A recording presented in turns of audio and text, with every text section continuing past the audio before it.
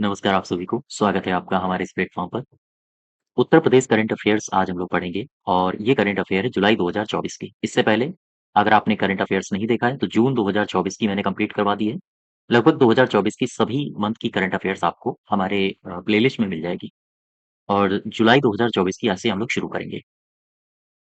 इसको मैं शुरू करूँ इससे पहले मैं आपको एक जानकारी दे दूँ, अगर आप यूपी ट्रिपल एससी में ग्राम पंचायत अधिकारी की जो वैकेंसी आई थी, वीपीओ, इसकी तैयारी कर रहे हैं, तो आपको इसके मॉक टेस्ट आपको हमारे एप्लीकेशन पर मिल जाएँगे।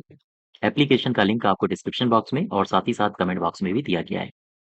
ये जो मॉक टेस्ट हैं, इनका मॉक टेस्ट तो इनमें मिलेंगे ही, साथ ही साथ इनमें 70 प्लस घंटों का रिवीजन कोर्स भी मिलेगा। 70 प्लस घंटों का इन्हीं मॉक टेस्ट का डिस्कशन किया गया है और इसमें बहुत इंपॉर्टेंट फैक्ट्स आपको मिलेंगे, जो आपकी परीक्षा के लिए काफ़ी महत्वपूर्ण हो सकते हैं। ठीक है? क्वेश्चन नंबर 1 से शुरू करो। कह रहा है कि एथलेटिक्स फेडरेशन ऑफ इंडिया ने पेरिस में होने वाले ओलंपिक 2024, हालाँकि अब ये समाप्त हो चुके हैं, जुलाई के आसपास की बात है, तो उसी संदर्भ में मैं आपसे चर्चा करूँगा। पेरिस में होने वाले 2024 में जो ओलंपिक्स थे, उनके लिए चयनित खिलाड़ियों की सूची जारी की है।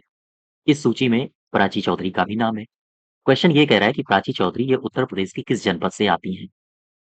उत्तर प्रदेश के किस जनपद से हैं? तो आप बताओगे ये हैं सहारनपुर से। अच्छा, अब इसमें 2-3 बातें मैं आपसे डिस्कस कर लूँ। ये चयन किया किसने है? ये किया है एथलेटिक्स फेडरेशन ऑफ इंडिया ने ऑफ इंडिया ने। तो एथलेटिक्स फेडरेशन ऑफ इंडिया ने ये कहाँ पर जुलाई 2024 के संदर्भ की अगर मैं बात करूँ तो ये कहाँ पर ओलंपिक होते? ये होते पेरिस में, ठीक है? पेरिस में ओलंपिक्स हुए।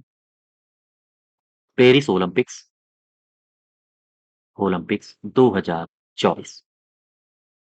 यहाँ पर भाग लेने के लिए खिलाड़ियों की एक लिस्ट जारी की गई। खिलाड़ी की लिस्ट जारी की गई और इस लिस्ट में नाम है उत्तर प्रदेश की उत्तर प्रदेश की प्राची चौधरी का। प्राची चौधरी। ये जो प्राची चौधरी हैं, ये अपने उत्तर प्रदेश से हैं, सहारनपुर से। सहारनपुर से, ध्यान दें। और ये किस इवेंट में भाग लेती हैं? ये भाग लेंगी 4 इंटू 400 महिला रिले दौड़। महिला रिले दौड़, ठीक है? और इससे पहले भी प्राची चौधरी काफ़ी चर्चा में रही थी। इससे पहले अगर मैं बात करूँ तो जब चुनाव हो रहे थे, तो जो भारत का निर्वाचन आयोग है, भारत के निर्वाचन आयोग ने निर्वाचन आयोग ने मतदाता जागरूकता के लिए इन्हें जनपद का ब्रांड एम्बेसडर भी बनाया था। जनपद का ब्रांड एम्बेसडर भी बनाया था, ठीक है? तो ये बातें हैं प्राची चौधरी से, ये बातें आप याद रखो, आपसे पूछी जा सकती हैं। आंसर होगा सहारनपुर। दूसरा देखो, निम्नलिखित कथनों में सही कथन की पहचान करिए और कथन कौन से दे रहा है? पहला वाला कह रहा है कि हाल ही में नोएडा अथॉरिटी ने उत्तर प्रदेश के नोएडा स्थित बायोडायवर्सिटी पार्क में डियर पार्क बनाने का निर्णय लिया है। ये जो डियर पार्क बनेगा, ध्यान दो, नोएडा प्राधिकरण में बनेगा। नोएडा प्राधिकरण में नोएडा प्राधिकरण में 30 एकड़ के भूखंड पर बनेगा। भूखंड पर ये हिरणों का बाड़ा बनाया जा रहा है। हिरणों का बाड़ा बनाया जा रहा है, ठीक है? बनाया जाएगा। बात समझ पा रहे हो? अच्छा, ये बनाया जाएगा, ये दरअसल बनाया जाएगा नोएडा के जैव विविधता पार्क में। और ये जो नोएडा का जैव विविधता पार्क है, इसको 4 खंडों में विभाजित किया जाता है। ध्यान दें, मैं यहाँ से आपको बताता हूँ। नोट बना के इसको याद रखना। नोएडा का विविधता पार्क। नोएडा के जैव विविधता पार्क को 4 प्राकृतिक भागों में बाँटा जाता है। प्राकृतिक भागों में बाँटा जाता है। ये कौन-कौन से भाग हैं? सबसे पहला कोही। कोही, ये दरअसल पहाड़ी क्षेत्र है। दूसरा बांगर, ये दरअसल समतल मुख्य भूमि है। मुख्य भूमि। इसके अलावा भादर, ये कौन-सा क्षेत्र है? ये यमुना का रेतीली नदी वाला क्षेत्र है। यमुना का रेतीली नदी वाला क्षेत्र और इसके अलावा डाबर, ये कौन-सा क्षेत्र है? ये क्षेत्र आता है जो मौसमी बाढ़ से उत्पन्न हुआ है। मौसमी बाढ़ के अधीन निचली भूमि है, निचली भूमि। ठीक है? तो यहीं पर बनेगा आपका हाँ, डियर पार्क। पहला वाला कथन आपका सही है। दूसरे में आओ, वस्तु एवं सेवा कर रिटर्न के अनुसार मासिक रूप से वस्तु एवं सेवा कर रिटर्न में अग्रणी राज्य उत्तर प्रदेश बना है। क्या ये सही है? हाँ, बिल्कुल सही है। ये दोनों के दोनों आपके कथन सही हैं। ठीक है? इसमें देखो, एक शब्द आपने सुना होगा जीएसटीएन। ये क्या होता है? ये होता है goods and services tax network. Goods and services tax network. दरअसल अगर हम गुड्स एंड सर्विसेज की बात करें तो वस्तु और सेवा कर नेटवर्क के अनुसार उत्तर प्रदेश, फिर है तमिलनाडु, इसके बाद आता है महाराष्ट्र। महाराष्ट्र मासिक रूप से जीएसटी रिटर्न में अग्रणी रहे हैं। रिटर्न में इनको अग्रणी घोषित किया गया है। ठीक है? अगर हम बात करें जीएसटी क्या है, तो याद रखो जीएसटी यह एक मूल्य वर्धित कर है। मूल्य वर्धित कर है और इसका इस्तेमाल घरेलू उपभोग में जो बेची जाने वाली वस्तुएं होती हैं, आमतौर पर वस्तुओं और सेवाओं पर इसको इम्प्लीमेंट किया जाता है। इसको लगाया जाता है। क्वेश्चन नंबर दूसरे का पहला भी सही है। आपसे फिर से पढ़ो क्वेश्चन। ऑप्शन पढ़ो। हाल ही में नोएडा अथॉरिटी ने उत्तर प्रदेश के नोएडा स्थित बायोडायवर्सिटी पार्क में डियर पार्क बनाने का निर्णय लिया है। बिल्कुल। और ये किसने लिया है? ये नोएडा अथॉरिटी ने लिया है। दूसरे कथन में आओ, वस्तु एवं सेवा कर नेटवर्क के अनुसार मासिक रूप से वस्तु एवं सेवा कर रिटर्न में अग्रणी राज्य उत्तर प्रदेश बना है। यूपी, तमिलनाडु और महाराष्ट्र ये अग्रणी रहे हैं। ठीक है? ये सी पार्ट इसका सही हो जाएगा। तीसरे में आओ, हाल ही में उत्तर प्रदेश के किस संस्थान ने एक ऐसा लुब्रिकेंट तैयार किया है जो प्रदूषण को कम करने के साथ-साथ अन्य केमिकल बेस्ड लुब्रिकेंट का एक अच्छा विकल्प हो सकता है। बेस्ड लुब्रिकेंट का एक अच्छा विकल्प हो सकता है। ये किया है एचबीटीयू ने। ठीक है? एचबीटीयू देखो, कानपुर में एक विश्वविद्यालय है। विश्वविद्यालय, ध्यान दो। कानपुर में विश्वविद्यालय है। ये विश्वविद्यालय का नाम है एचबीटीयू। अगर मैं आपसे पूछूं इसका पूरा नाम क्या है तो आप बताओगे हरकोर्ट बटलर टेक्निकल यूनिवर्सिटी या हम कहें विश्वविद्यालय। ये टेक्निकल यूनिवर्सिटी है और इसी टेक्निकल यूनिवर्सिटी के कुछ शोधकर्ताओं ने एक लुब्रिकेंट बनाया है। लुब्रिकेंट बनाया है। ये जो लुब्रिकेंट बनाया है, ये काफ़ी ख़ास है। ख़ास कैसे है? ख़ास इस मायनों में है कि यह पेट्रो पदार्थ से जो लुब्रिकेंट बनाए जाते हैं, पेट्रो पदार्थ से नहीं बना है। ठीक है? तो फिर किससे बना है? यह बना है वनस्पति तेल से। यह बना है वनस्पति तेल से। अब इसमें फ़ायदा क्या होता है? फ़ायदा ये होता है कि यह प्रदूषण कम करता है। प्रदूषण कम करने के साथ-साथ सस्ता भी है। सस्ता भी है। ठीक है? तो ये बातें याद रखो। ये किसने बनाया है? ये बनाया है एचबीटीयू ने। कहाँ का है ये विश्वविद्यालय? ये है कानपुर का और हरकोर्ट बटलर टेक्निकल यूनिवर्सिटी इसका नाम है। इसी के शोधकर्ताओं ने एक ऐसा लुब्रिकेंट बनाया है, जो पेट्रो पदार्थ से तो नहीं बना है, लेकिन ये वनस्पति तेल से बना है और ये प्रदूषण भी कम करता है और साथ ही साथ ये सस्ता भी है। इसका सही उत्तर हो जाएगा एचबीटीयू। नेक्स्ट देखो, निम्नलिखित कथनों पर विचार करो तथा सही कथन बताइए। श्री वेंकटेश्वर विश्वविद्यालय मेरठ, ये ध्यान रखो, ये विश्वविद्यालय कहाँ पर है? मेरठ में। मेरठ और ब्राजील के साथ समझौता हुआ है। हाँ, ठीक है, ब्राजील के साथ समझौता हुआ है। दूसरे में कह रहा है 10 जुलाई 2024 को उत्तर प्रदेश ने वाहनों पर हाइब्रिड कारों के रजिस्ट्रेशन टैक्स माफ करने का निर्णय लिया है। ये भी कथन आपका सही है। दोनों कथन आपके सही हो जाएंगे। अब पहला पढ़ो। कह रहा है कि वेंकटेश्वर विश्वविद्यालय है जो कि मेरठ में है। इसने इसके छात्रों ने और ब्राज़ील के छात्रों के साथ समझौता हुआ है। देखो इसमें, ध्यान दो। दरअसल मेरठ में एक विश्वविद्यालय है, विश्वविद्यालय। इसका नाम क्या है? इसका नाम है श्री वेंकटेश्वर, इसका नाम है श्री वेंकटेश्वर विश्वविद्यालय, ठीक है? और किसके विद्यार्थियों के मध्य समझौता हुआ है? ब्राज़ील के विद्यार्थियों के मध्य एक समझौता हुआ। क्वेश्चन ये है कि जब भी कभी समझौता हुआ होता है, तो कुछ पर्टिकुलर क्षेत्रों में होता है, ठीक है? कुछ क्षेत्र निर्धारित किए जाते हैं कि हाँ, ठीक है, इन क्षेत्रों में हम दोनों लोग मिलके अच्छा काम करेंगे। तो वो क्षेत्र कौन-से हैं? वो क्षेत्र है शैक्षणिक और अनुसंधान में सहयोग बढ़ाना, अनुसंधान में सहयोग बढ़ाना। एक तो ये क्षेत्र हो गया, ठीक है? साथ ही साथ डेयरी, कृषि और जैव प्रौद्योगिकी, साथ ही साथ स्वास्थ्य और पर्यटन पर प्रमुख ध्यान देना। इसके अलावा उन्नत प्रौद्योगिकी नवाचार पर भी सहयोग बढ़ाने की बात की गई है। तो ये कुछ क्षेत्र हैं जहाँ पर मेरठ के विश्वविद्यालय और साथ ही साथ ब्राज़ील के जो विद्यार्थी हैं, उन्होंने सहयोग करने में समझौता किया है। तो कुल मिला के ध्यान रखो, ये वेंकटेश्वर विश्वविद्यालय और किस वेंकटेश्वर विश्वविद्यालय ने किस देश के साथ समझौता किया है?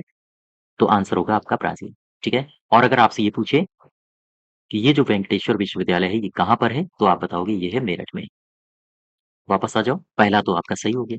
अब दूसरे में आओ। दूसरा कह रहा है कि उत्तर प्रदेश ने वाहनों पर हाइब्रिड कारों के रजिस्ट्रेशन टैक्स माफ करने का निर्णय लिया है। ये क्या खबर है? इसके बारे में समझो, ध्यान दो। दरअसल अभी हाल ही में जुलाई 2024 की खबर है। उत्तर प्रदेश सरकार ने कहा है कि जो हाइब्रिड वाहन हाइब्रिड वाहनों के पंजीकरण शुल्क नहीं लिए जाएँगे। पंजीकरण शुल्क में 100% 100% छूट दी जाएगी, ठीक है? और इस प्रकार की नीति लागू की है उत्तर प्रदेश सरकार ने और ये नीति जल्द से जल्द लागू की जाएगी, लागू होगी। तो अगर आपसे पूछे कि हाइब्रिड वाहनों के पंजीकरण शुल्क पर 100% छूट देने वाला राज्य कौन-सा है? तो आप बताओगे उत्तर प्रदेश है।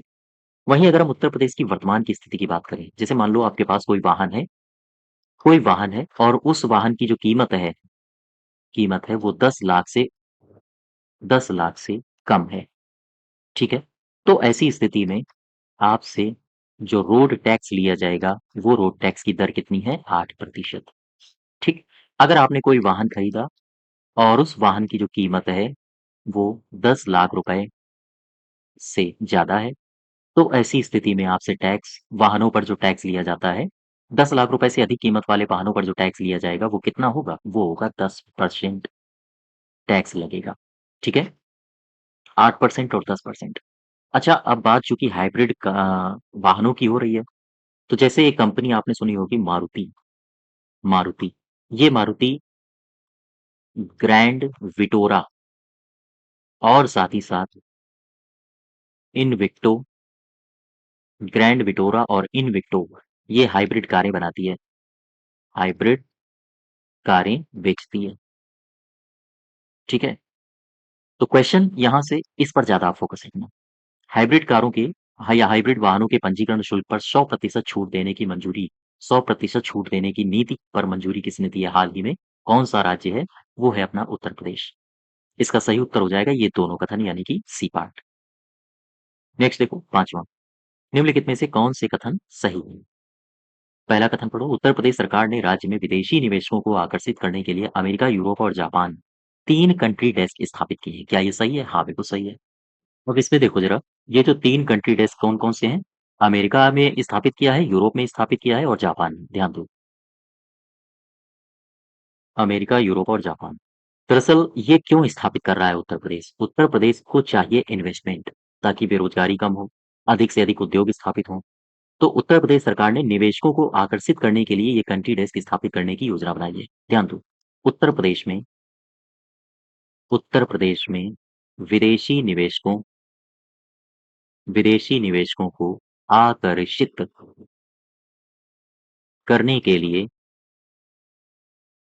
किसके-किसके साथ? अमेरिका, यूरोप और जापान।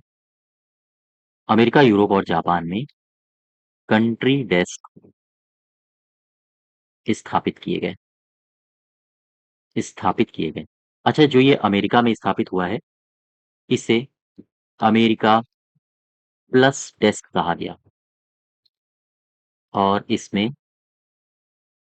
अमेरिका प्लस डेस्क, ठीक है? इसमें यूएसए और कनाडा इनको शामिल किया गया है। साथ ही साथ यूरोप प्लस डेस्क, इसमें यूके मतलब यूनाइटेड किंगडम, उत्तराखंड में समझना। यूके यानी यूनाइटेड किंगडम यानी ब्रिटेन, नीदरलैंड और जर्मनी, जर्मनी के अलावा फ्रांस, फ्रांस के अलावा स्पेन, स्पेन के अलावा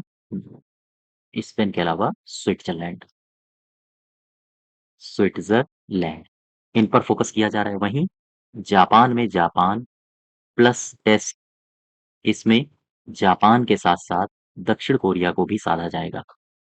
दक्षिण कोरिया को भी साधा जाएगा, ठीक है? तो ये बातें याद रखो। वापस आ जाओ, पहला कथन आपका सही हो जाएगा। दूसरे कथन में आओ। दुर्गा शंकर मिश्रा अब हमारे मुख्य सचिव नहीं है, इनके स्थान पर मनोज कुमार सिंह को मुख्य सचिव बनाया गया है। बिल्कुल सही है। और मनोज कुमार को शिक्षा सेवा चयन आयोग का सचिव भी बनाया गया है। इसके अलावा अभी शिक्षा सेवा चयन आयोग के अध्यक्ष भी बनाए गए हैं। इनका नाम है प्रोफेसर कीर्ति सिंह या सॉरी पांडे है ना? कीर्ति पांडे। तो ये दोनों कथन आपके सही हैं। 5वें का सी पार्ट, ठीक है? नेक्स्ट देखो, छठा नंबर। हाल ही में किस राज्य सरकार ने वृक्षारोपण जन अभियान 2024 के अंतर्गत मित्र वन या मैत्री वन नामक पर्यावरणीय पहल शुरू की है? कौन सा राज्य है जिसने शुरू किया है? यह है उत्तर प्रदेश अपना। उत्तर प्रदेश, उत्तम प्रदेश, है ना? देखो, ये जो वृक्षारोपण जन अभियान है, वृक्षारोपण जन अभियान 2024, ध्यान दो। इस वृक्षारोपण जन अभियान 2024 के अंतर्गत अ, एक पहल शुरू की गई है, जिस पहल का नाम है मित्र वन। मित्र वन का मतलब फ्रेंडशिप फॉरेस्ट। फ्रेंडशिप फॉरेस्ट ये क्या है? ये एक पर्यावरणीय पहल है। पर्यावरणीय पहल है। इस पहल की शुरुआत किसने की है? इस पहल की शुरुआत की है योगी आदित्यनाथ ने। ठीक है? ध्यान दो फिर से।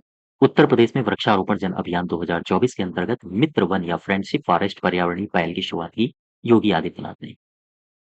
जब भी कोई पहल या कोई कार्यक्रम या कोई योजना शुरू करी जाती है, तो उसका कुछ ना कुछ उद्देश्य होता है। तो इसका भी अपना कुछ उद्देश्य होगा। क्या उद्देश्य है?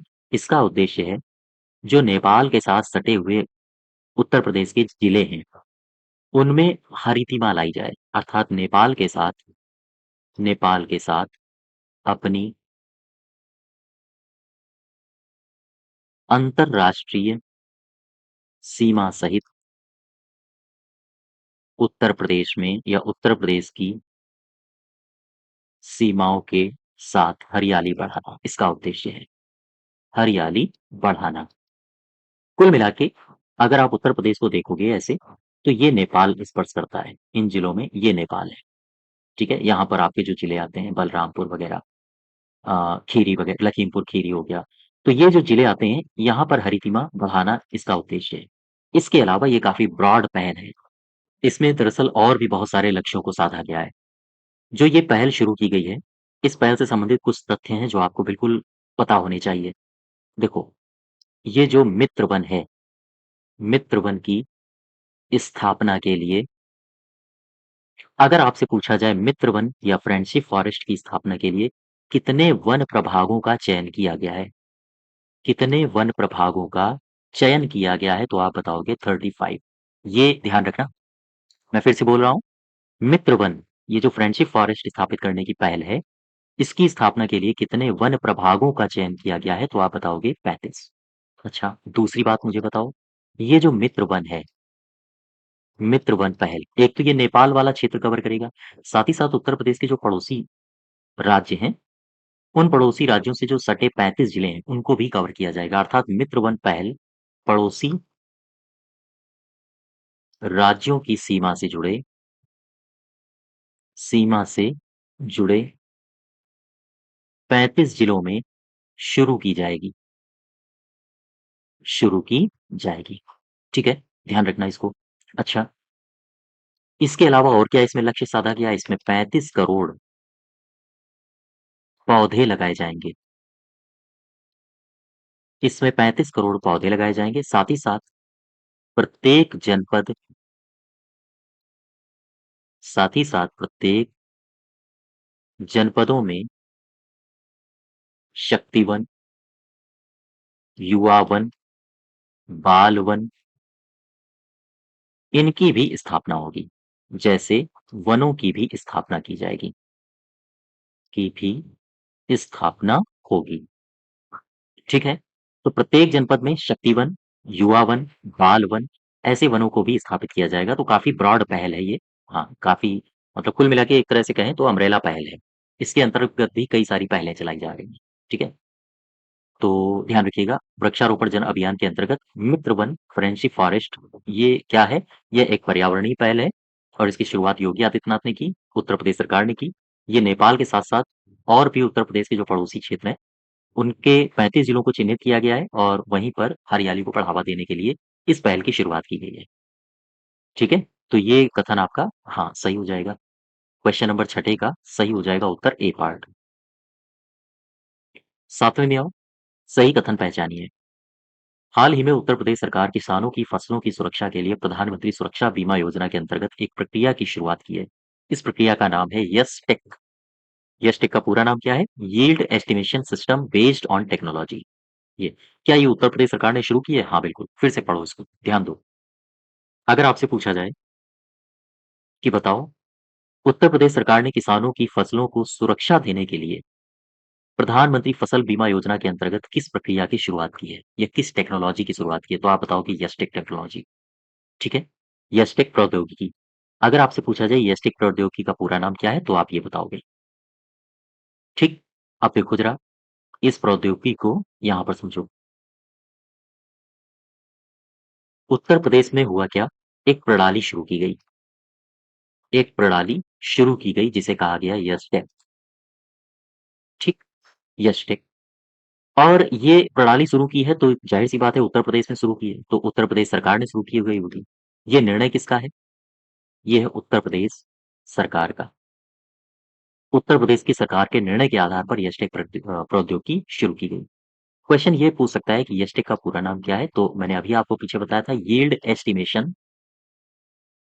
Estimation system based on technology. ठीक है? ये इसका पूरा नाम है। अच्छा, किस योजना के अंतर्गत शुरू की गई है? प्रधानमंत्री फसल बीमा योजना। प्रधानमंत्री फसल बीमा योजना के अंतर्गत उपज आकलन प्रणाली है। यह उपज आकलन प्रणाली को लागू करने का निर्णय लिया गया। ठीक है? निर्णय लिया गया। क्या होगा इसमें? इसमें फसलों को सुरक्षा प्रदान की जाती है। सुरक्षा प्रदान की जाएगी। ठीक है? वापस आ जाओ अपने क्वेश्चन में। तो पहला वाला तो आपका सही हो जाएगा। दूसरे में आओ, उत्तर प्रदेश सरकार ने बुंदेलखंड क्षेत्र में जामनी, माताटीला और अर्जुन सागर बांधों पर तैरने वाली सोलर परियोजना की शुरुआत की है।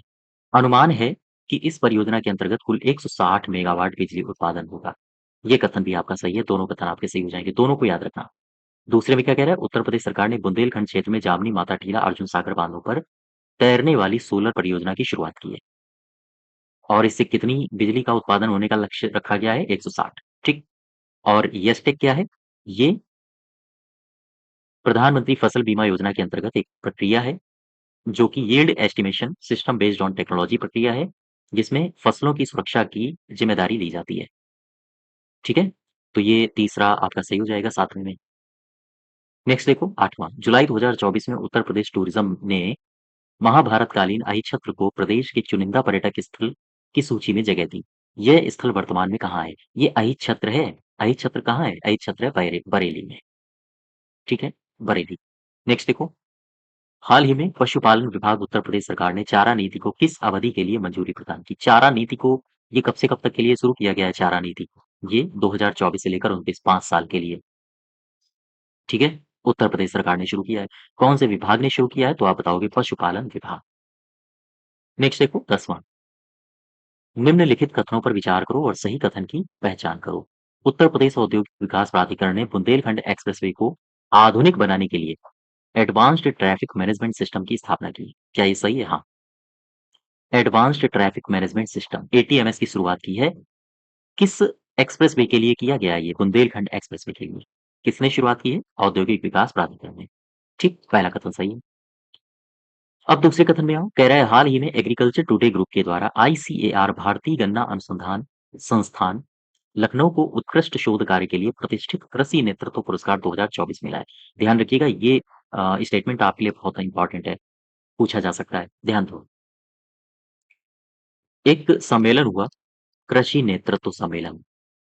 कृषि नेतृत्व सम्मेलन कब हुआ? 2024 में, अभी जुलाई में हुआ। ये कौन से नंबर का था? तो आप बताओगे ये 15वां था। अर्थात 15वां कृषि नेतृत्व सम्मेलन ये कहाँ हुआ? अगर आपसे ये पूछे तो आप बताओगे दिल्ली में हुआ। अगर आपसे ये पूछे किसने आयोजित किया या आयोजक कौन था, तो था एग्रीकल्चर एग्रीकल्चर टुडे ग्रुप। ठीक है, एग्रीकल्चर टुडे ग्रुप के द्वारा 15वां कृषि नेतृत्व सम्मेलन 2024 नई दिल्ली में आयोजित किया गया। यहां तक समझ गए? अच्छा, अब हुआ क्या इसमें? हुआ ये कि भारतीय कृषि अनुसंधान परिषद अनुसंधान परिषद के भारतीय गन्ना अनुसंधान संस्थान अनुसंधान संस्थान ये कहाँ है? ये है लखनऊ में। तो भारतीय गन्ना अनुसंधान संस्थान लखनऊ को एक पुरस्कार दिया गया है। ये पुरस्कार कौन सा है? इसे कहा गया है कृषि नेतृत्व पुरस्कार 2024। ठीक है, क्वेश्चन ये उठता है क्यों मिला? कोई भी पुरस्कार दिया जाता है तो क्यों दिया जाता है? तो जाहिर सी बात है, इस लखनऊ वाले संस्थान ने गन्ने में शोध कार्य किया है, अर्थात हम कह सकते हैं गन्ने में उत्कृष्ट शोध कार्य के लिए यह पुरस्कार दिया गया। फिर से समझ लो, भारतीय कृषि अनुसंधान परिषद भारतीय गन्ना अनुसंधान संस्थान लखनऊ को कृषि नेतृत्व पुरस्कार 2024 से नवाजा गया है। क्यों? क्योंकि गन्ने में इसने उत्कृष्ट शोध कार्य किया है। और ये पुरस्कार इसको कहाँ मिला है? कृषि नेतृत्व सम्मेलन 2024, जो कि 15वां था। और एग्रीकल्चर टुडे ग्रुप के द्वारा इसे सम्मानित किया गया है और इसी के द्वारा इस सम्मेलन का आयोजन दिल्ली में आयोजित किया गया था। ठीक है, तो इसका सही उत्तर हो जाएगा ये दोनों कथन। दोनों कथन आपके सही है, सी पार्ट इसका सही उत्तर हो जाएगा। जुलाई 2024 का ये पहला पार्ट है अभी आपका, और पहला पार्ट आज यहीं तक रखते हैं। ठीक है, इसके 10 क्वेश्चन हमने कंप्लीट कर लिए। और चलते-चलते मैं एक बार फिर आपको बता दूं, अगर आपने मॉक टेस्ट की श्रृंखला अभी तक नहीं ज्वाइन की है यूपी ट्रिपल एससी में ग्राम पंचायत अधिकारी के लिए, तो आप इसको जरूर ज्वाइन करिए। धन्यवाद।